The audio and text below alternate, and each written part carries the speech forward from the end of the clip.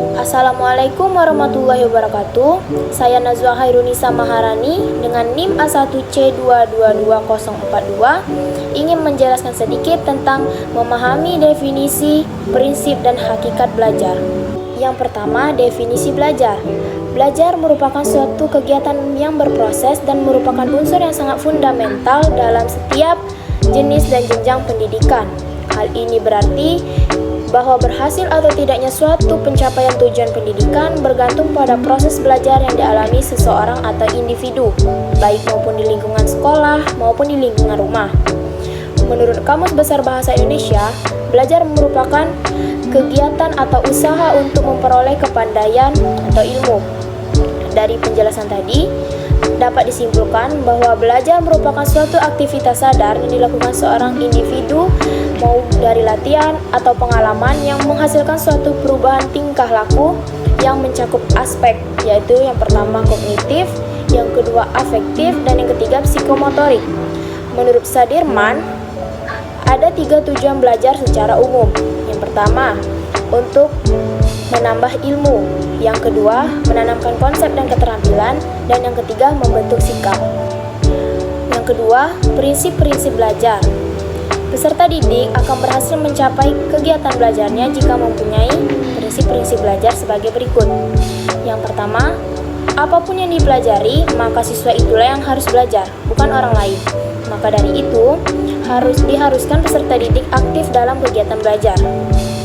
Yang kedua, siswa belajar sesuai dengan kemampuannya dan potensinya.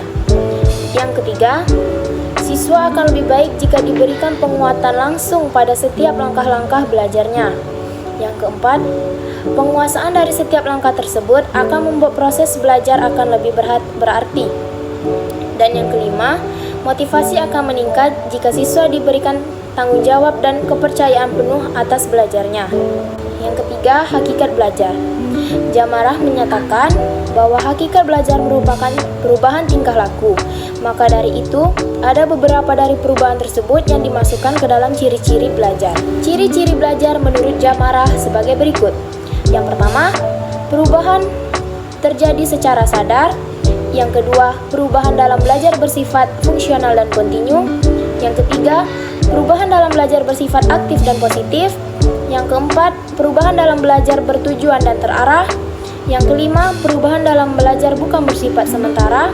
Dan yang keenam, perubahan dalam belajar mencakup semua aspek tingkah laku.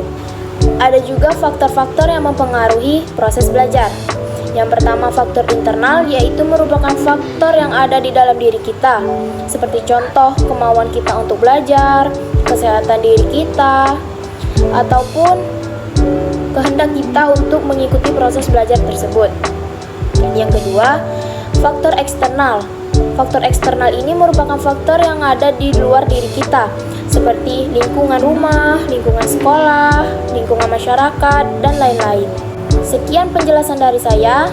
Terima kasih dan Assalamualaikum warahmatullahi wabarakatuh.